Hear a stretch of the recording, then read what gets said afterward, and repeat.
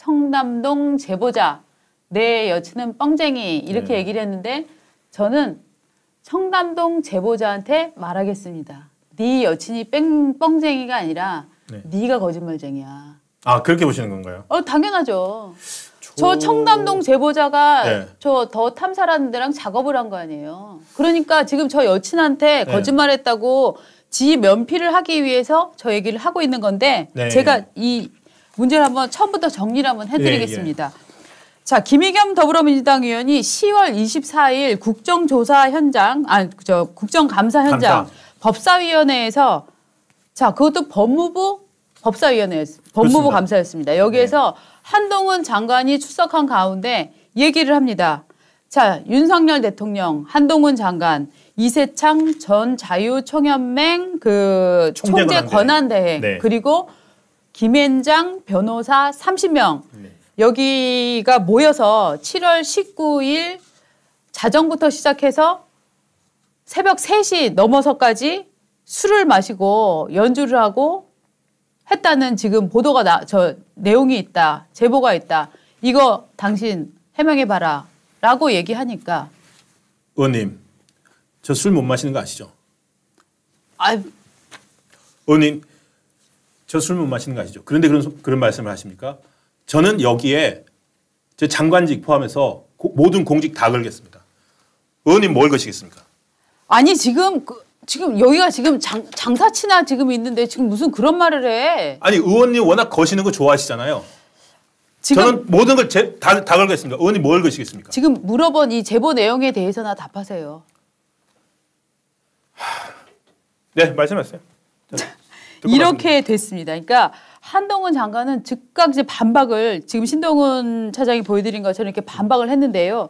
기억이 여러분 딱 10월 24일입니다. 오늘이 11월 24일이죠. 딱 한 달 만이네요. 한 달 만에 진실이 정확히 밝혀졌습니다.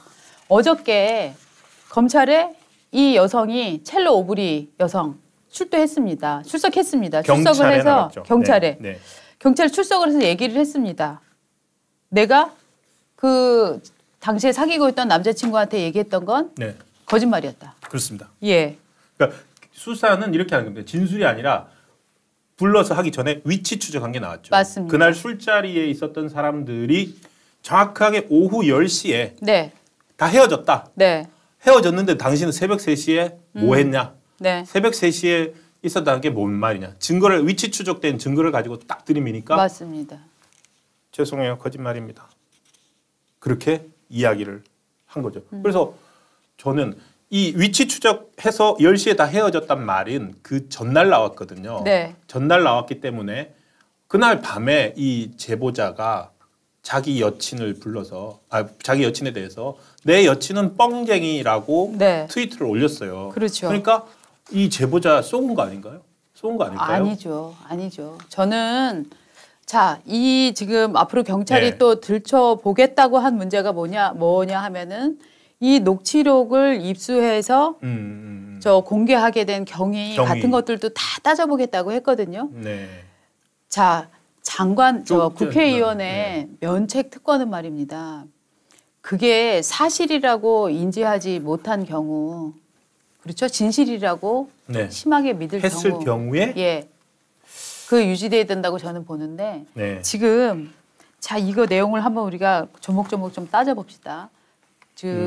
제가 팩트 정리해 놓은 거 있죠? 그거 한번 그래픽 보여주실까요? 1, 2, 3, 4, 5. 네. 1, 2, 3, 4, 5 한번 보면 청담동 스토리 논란 지금까지 한번 보여드릴게요. A, B, C로 넣으셨군요. A, 포크밴드 가수 B, 좌파 언론사 기자 C가 있습니다. B는 그 가수가 여자친구랑 헤어진 후에 사귈 당시에 녹음한 녹음 파일을 더 탐사에 전달을 합니다. 더 탐사는 여성 A씨의 동의 없이 보도를 하면서 저게 제보라고 주장을 합니다. 당사자 간의 대화, A와 B의 당사자 간의 대화이기 때문에 저 B가 녹음 파일을 공개한 것을 과연 위법이라고 볼 수 있느냐. 저 부분은 위법성이 없다라고 볼 가능성이 적잖게 있어 보입니다. 그런데 문제는 뭐냐 하면 B는 지금 연예 둘이 사귀는 동안에 C하고 지금 바람을 피웠다라는 사실이 새롭게 이제 주장되기 시작하는 거죠. 청담동 스토리 뭐 빠진 거 아니에요? 청담동 삼각관계 스토리. 그렇죠. 실제로는 삼각관계 청담동 삼각관계 스토리입니다. 네.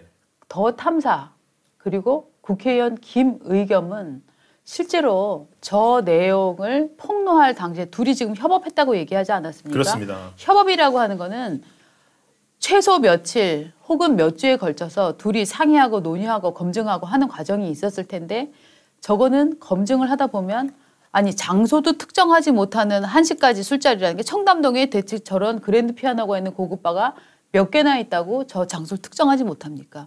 장소 특정도 못하면서 저렇게 폭로를 했단 말이죠. 국감 현장에서. 네. 저는 저게 거짓말이라는 거 이게 구성이 안 된다.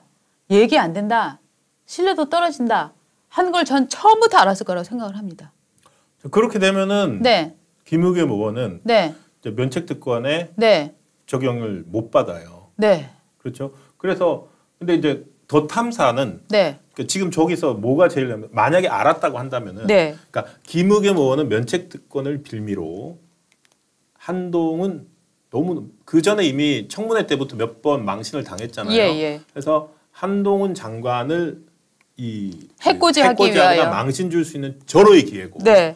왜 끝까지 몰랐다고 하면 되니까. 네. 그렇고 더 탐사는 네. 제보를 받았는데 네. 확인이 안 돼요. 네. 확인이 안 되니까 보도할 방법이 없어요. 네. 그래서 사실 저희 처음 나왔을 때 저희도 말씀드렸지만 네. 그 더 탐사의 첫 보도 자체가 네. 청문회를 보도하는 거였어요. 그렇죠. 그러니까 맞습니다. 청문회가 아니라 국정감사에서 네. 이런 질의가 있었다라고 네. 보도를 하는 거예요. 그렇죠. 그걸 통해서 보도 요건을 또 만들어 버리거든요.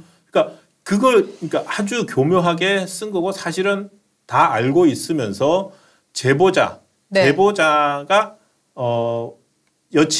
여친한테 쏘은 걸로 만들면 되고 맞습니다. 최종적으로는 이제 네. 가장 나쁜 사람이 바로 네. 저 첼리스트 네. 거짓말한 남자친구에게 다른 뭔가를 숨기기 위해서 거짓말한 저 여자 한 명만 나쁜 사람 만들고 그렇죠. 자기들은 저 여자 거짓말에 속아서 네. 이런 일까지 어마어마한 일이 벌어졌다. 지금 네. 딱 그렇게 한 달 만에 만들어버린 것 같아요. 맞습니다. 그러니까 저 첼리스트 저 여성이 거짓말을 한 거 맞습니다. 맞는데 그거는 그냥 연인 사이에 둘이 알아서 하는 거짓말로 남아 있을 수 있었어요. 네. 그런데 전 남친이 말입니다. 이거를 더 탐사에 가져가서 공작을 시작한 겁니다. 저는 이거는 공작과 조작질이라고 생각을 해요. 그런데 가장 큰 문제 저는 더 탐사 강진구 네. 그다음에 뭐 김두일 뭐 이런 사람이 있는 데였나요? 네네. 김두일. 저는 솔직히 말하면 이름도 잘 모릅니다. 네, 더 탐사라고 하는 데를 강진구라는 사람을 제가 별로 언론인이라고 저는 인정을 안 하기 때문에 더 탐사에 대해서 법적 책임이 있으면 조용히 법적 책임을 시키면 된다고 생각합니다. 저는 솔직히 그런 종류의 매체에 신경 쓰고 싶지 않기 때문에 비난도 안 하겠습니다. 문제는 뭐냐면 정말 문제를 가져가야 될 사람, 책임을 져야 될 사람은 저는 두 사람을 뽑으라면 네. 한 명은 예상하시겠죠. 김의겸. 네. 현직 국회의원 김의겸. 네. 이 가짜 뉴스를 조작하는데 함께 합세하고 심지어 협업하고 네. 또 국감 현장에서 공개할 자리를 만들어주고 한 이 김의겸의 책임이 가장 크다고 생각을 하고요. 두 번째는 뭐냐면은 우리나라 국민권익위원회가 언제부터 이 사기꾼들의 이 밥그릇이 됐는지 모르겠는데 지금 이 좌파 언론, 진보 언론 인연하는 네. 몇 개의 무리들이 있어요. 이런 사람들이 하는 짓의 행태가 뭐냐면 폭로를 합니다. 그게 사실이든 거짓이든 상관이 없습니다. 네. 그다음에 국민권익위원회에 제보자로 신청을 합니다. 공익제보자. 네, 공익제보자로. 공익제보자. 그러면 이 국민권익위원회에서 제보자로 승인을 시켜줍니다. 그럼 그때부터 어떻게 되냐 하면은 이 사람의 보도를 해서 특정할 수 있는 보도를 하게 되면 언론이 크게 책임을 져야 됩니다. 예. 그래서 이 진실을 밝힐 수 없게 국민권익위원회에서 이 사람을 제보자로 만들어줘 갖고 거짓말을 감싸주는 겁니다. 지난 문재인 정부 기간 동안 수많은 이런 종류의 가짜 제보자들이 법의 보호를 받아왔습니다. 이번에도 똑같은 공작을 했는데 전현희 씨가 뭐라고 얘기를 했냐면은 고려할 가치가 있다. 네. 라고 얘기를 해서 네. 권익위원회 내부에서 아주 반발이 일어났습니다. 그 지정하기 전에 네. 이번에는 경찰이 수사를 빨리 해서 네. 사실은 경찰이 수사 안 하고요. 네. 수사하고 있다라고 네. 하면서 수사팀 한 뭐 일반에서 하다가 입안으로 보내고 수사팀 네. 돌리고 네. 이래버리면 세월아 내월아 지나가고 네. 그러면 끝이거든요. 네. 그 사이에 이제 공익제보로 지정을 하는데 마침 이번에는 공익제보자 지정을 아직 하지 않은 상태에서 수사 네. 결과가 나왔기 때문에 예. 과연 이번에도 저걸 공익제보자로 지정을 할 수 있을지 네. 의문입니다. 그리고 전현희 위원장이 네. 그렇게 안 나가고 버틴 이유가 이거였군요. 네. 자기가 해야 될 미션이 그렇죠. 뭐 앞으로 이태원 관련해서든 뭐 맞습니다. 여러 가지 이런 식으로 정말 불분명한 근거, 네. 머릿속 생각, 정황 네. 이런 것만 가지고서 나오는 제보자들이 네. 쏟아질 거 아닙니까? 그거 다 지켜줘야 되겠다 이거군요. 그러니까 당장 생각해봐도 채널A 사건 일으켰던 제보자 X 그렇죠. 이런 인간들 그 다음에 그 저기 누굽니까 그 장자연 사건 관련해서 사기쳤던 여자 윤지호 그런 사람들 다 지금 법으로 제보자로 공익 제보자로 보호해줬어요. 이게 지금 권익위가 할 짓입니까? 권익위가 사기꾼 양산소예요. 아니 정말로 사기꾼을 법적으로 보호해주는 기구가 지금 권익위가 돼가고 있는 거예요. 그래서 또 뉴스타파, 뭐 네. 더 탐사 이런 데들이 말입니다. 없는 일들을 일으켜갖고 하는 경우들을 제가 몇 건들을 인지를 하고 있는데. 근데 더 심각한 네. 거는요. 이게 공익 제보자로 지정이 되면은 예. 이 사람들이 스타가 돼요. 네. 스타로 그러니까 특정 정파의 네. 스타가 되죠. 네. 그래서 윤지호는 한국 들어와가지고 그거 하나 잘해가지고 캐나다 가서 그냥 유튜브하고 인스타그램 하면서 먹고 네. 살잖아요. 네. 지금 제보자도 딱 제일 먼저 하고 난 다음에 뭐 합니까 이제 트위터 만들잖아요. 트위터 만들고 조만간 뭐 후원하고 연결이 된다든지 네. 그러니까 제보자란 이유만으로 탄압받고 있다. 자기가 거짓말 한 게 나오든 말든 네. 특정 정파의 사람들이 듣고 싶어하는 이야기만 들려주면은 네. 그걸로 잘하면 수익 구조를 만들 수 있는데 예, 예. 왜 그거를 국가 기관이 그걸 보호를 해줍니까? 그러니까요. 저기 지난주 지지난주 이제 저희 조선일보 앱을 깔아주셔가지고 저희 이제 앱이 많이 확대가 됐습니다. 얼마 전 닷컴에도 보셨지만 조선일보 앱으로 이제 신문 보시는 분들이 너무너무 늘어나서 감사 말씀드리고요. 그 다음으로 이제 저희 종이신문도 이제 저희가 이제 구독자들을 좋은 콘텐츠들로 매일 200명 넘는 기자들이 매일매일 만들어서 다음 날 아침에 배달드리는 신문을 또 들어오셔가지고 또 구독을 해주시면은 저희가 이제 또 그 선물도 드리고 있습니다 지금. 선물 저기 있는데 갖고 와야 되는데. 선물 큰 달력. 가지고 제가 저희가 잠깐 이제 갖고 올까요? 달력 선물도 드리고 하고 있으니까요. 네. 지난번 앱처럼 저희가 링크를 전화하셔가지고 전화번호 저희 조선일보 전화하셔서 잠깐만 전화번호 1577-8585. 예, 1577-8585 1577-8585로 전화를 하셔서 이슈포청천 유튜브 보고 전화한다. 구독을 신청한다. 이렇게 해주시면 저희들이 또 우리 구독자님들의 파워도 느낄 수 있고 지금 박은조 에디터가 이 달력을 갖고 오셨습니다. 신년 달력 이거 잠깐 제가 들겠습니다. 이렇게 근하 신년 상당히 이제 전통적인 형태 디자인으로 된 조선일보 달력입니다.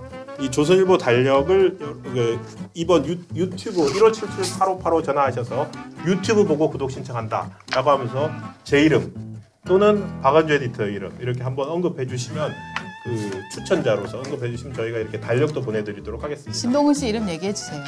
네. 네. 아니 근데 제 생각에는 저는 우리 유튜브 구독자들은 거의 다 저희 신문 보고 계실 것 같아요. 맞아요.